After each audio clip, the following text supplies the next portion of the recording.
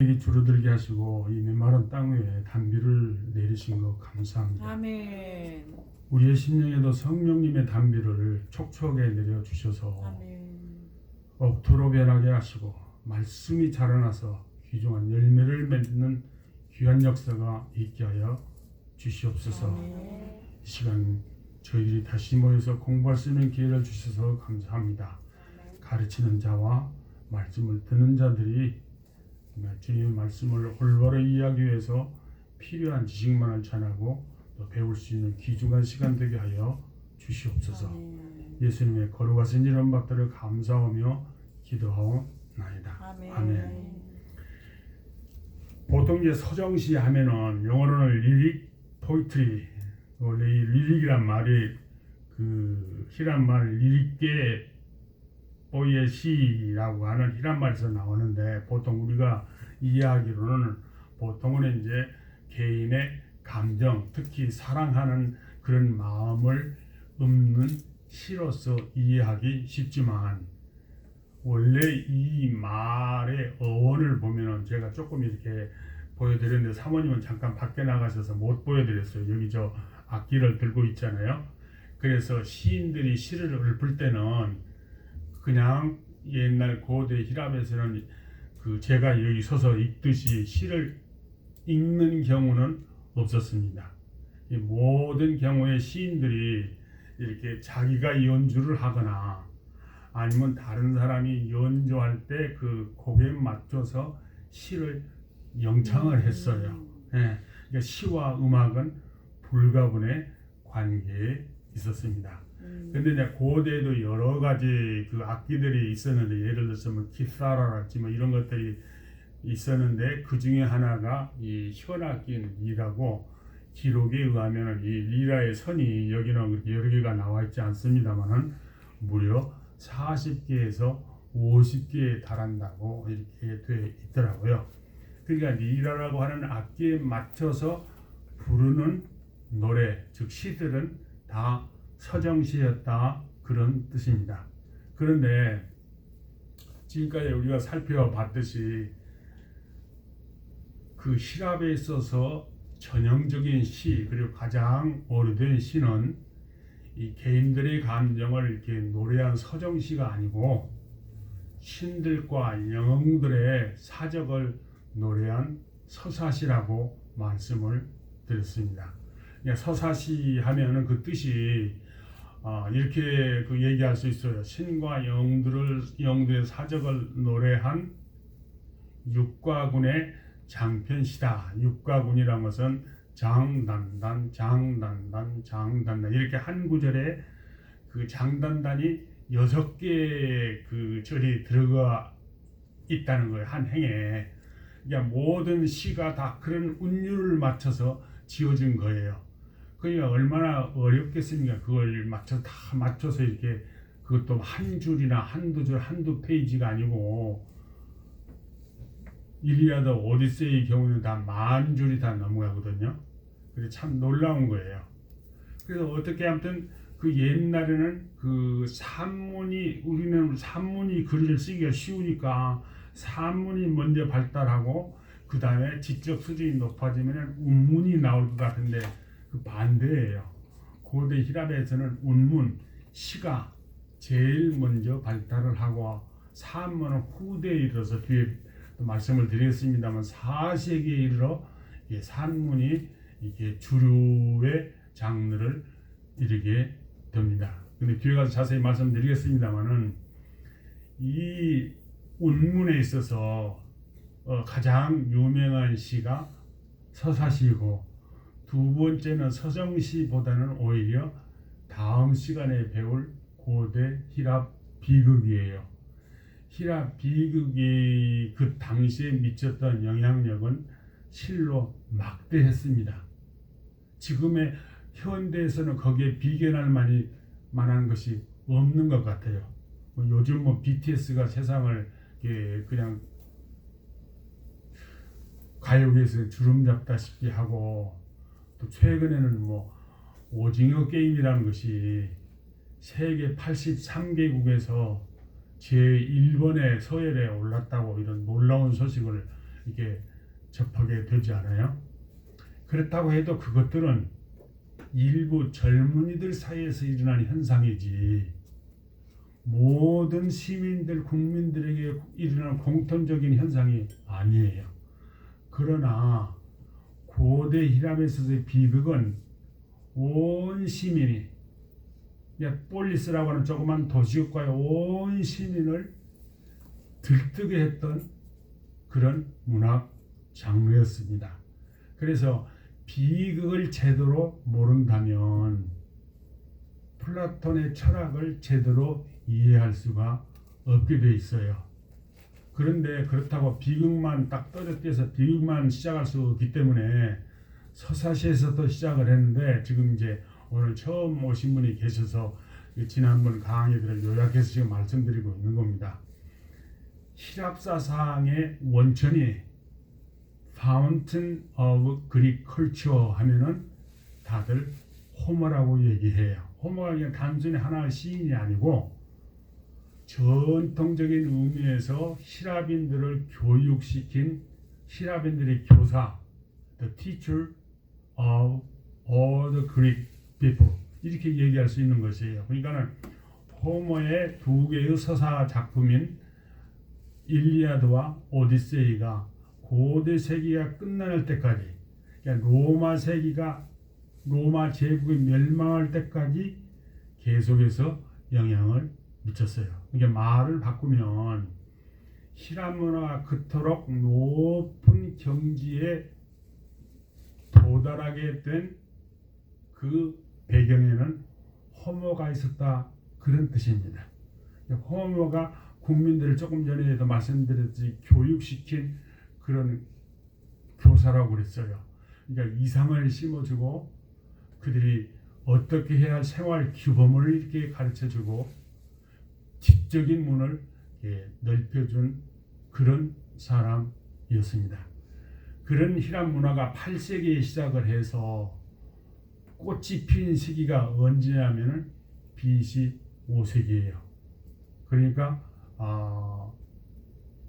연대로 말하면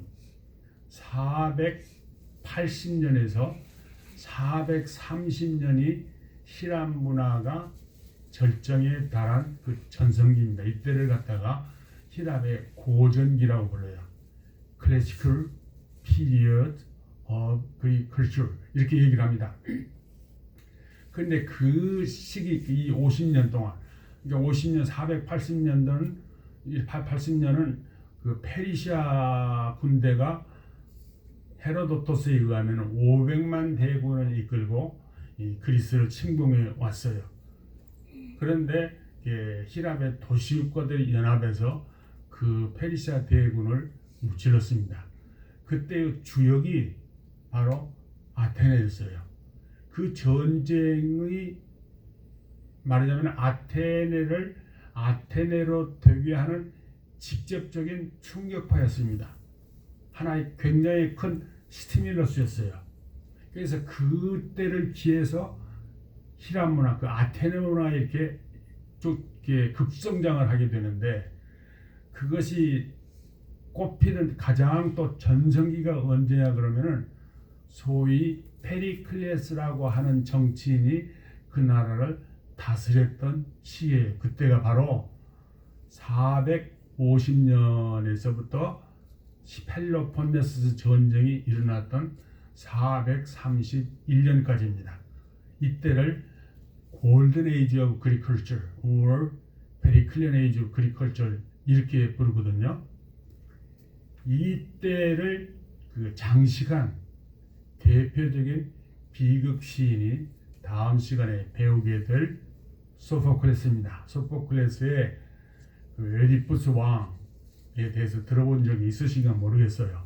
근데 지식인이라면 믿는 자 안 믿는 자를 불문하고 호모의 오디세이와 일리아드가 뭔가 정도를 알고 있어야 하듯이 소포클레스 작품 에디푸스 티라노스라는 작품이 어떤가인가에 대해서는 조금 알아둘 필요가 있습니다. 근데 지금까지 우리 기독교에서는 이런 인문교육에 좀 소홀해 온 경향이 없지를 않아요. 제가 전에도 말씀드렸습니다마는 많은 목사님들이 설교나 또는 글에서 실험 문화를 언급하고 있는데 단 한 사람 한 분을 경외하고는 다 틀리더라고요. 사실과 다른 전해드린 얘기를 잘못 전달된 얘기를 그대로 이렇게 옮기는 것을 봤습니다. 그래서 제가 가슴 아프게 생각하는 것 중에 하나가 한국 학계, 특히 인문학계가 일반적으로 수준이 뒤처져 있는 것은 사실이지만은 특히 신학계가 더 그래요. 정말 신학자 하면 정말 신학하면은 중세에는 학문 중에 학문이 신학이었습니다.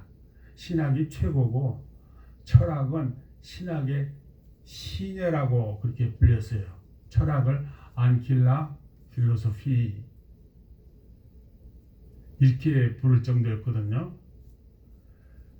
그런데 지금 신학을 하는 분들이 그렇게 따지면은 바로 정치적으로 사회 지도자일 필요는 없겠지만은 적어도 정신적으로 지적으로는 사회 지도자 위치에 있어서 다음 세대를 위한 새로운 비전을 제시하고 또 지도자들을 양성할 책임과 의무가 있는데 그런 점에서 우리나라는 과거에 양적으로 성장하는 데 치중을 하긴 했지만 그래서 뭐 세계적인 교회가 생겼고 그 교회를 세운 분이 최근에 소천하셨다고 그렇게 뉴스가 나오더라고요.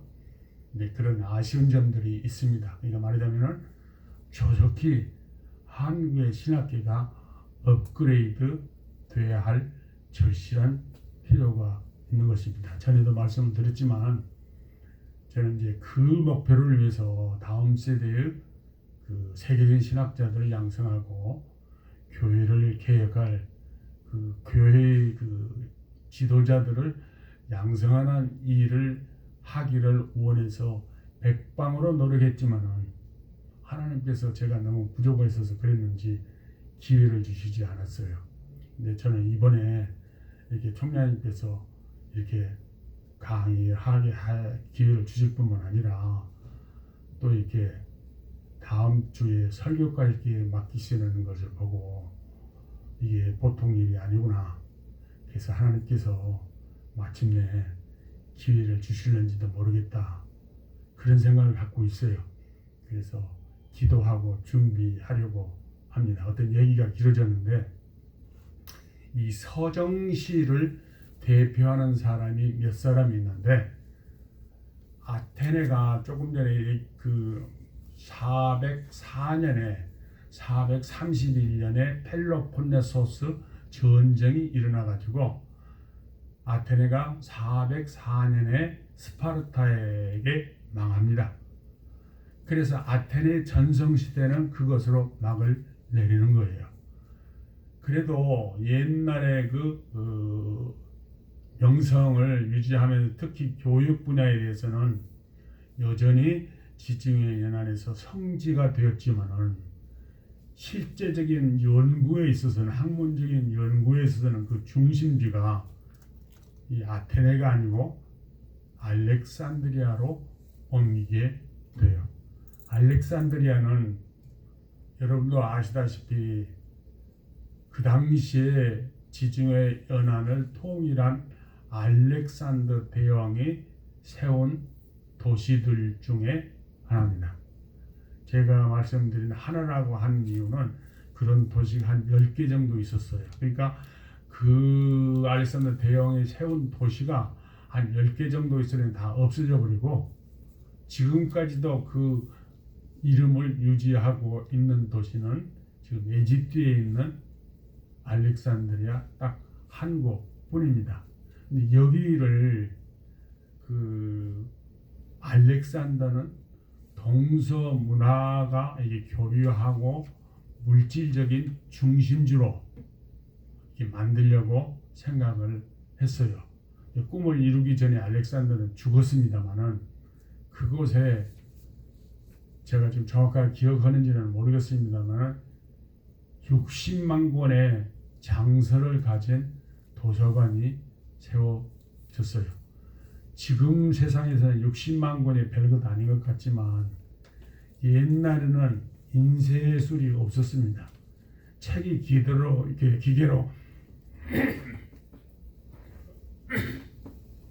네, 죄송합니다.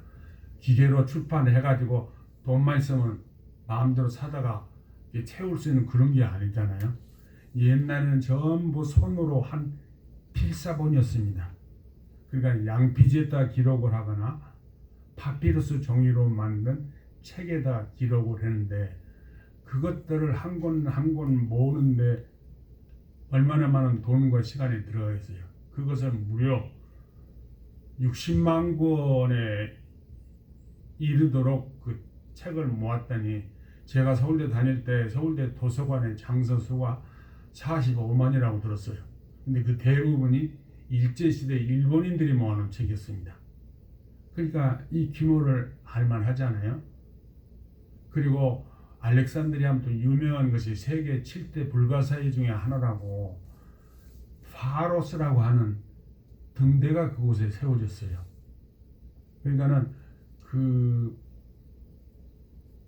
100피트인가 높이가 어마어마한 높이에 그 등대가 세워졌는데 그 이름이 파로스 섬에서 세워졌다고 해서 파로스가 등대란 이름의 뜻으로 바뀌었어요. 지금도 파로스라는 것을 사전에 찾아보면은 등대라고 이렇게 되어 있습니다.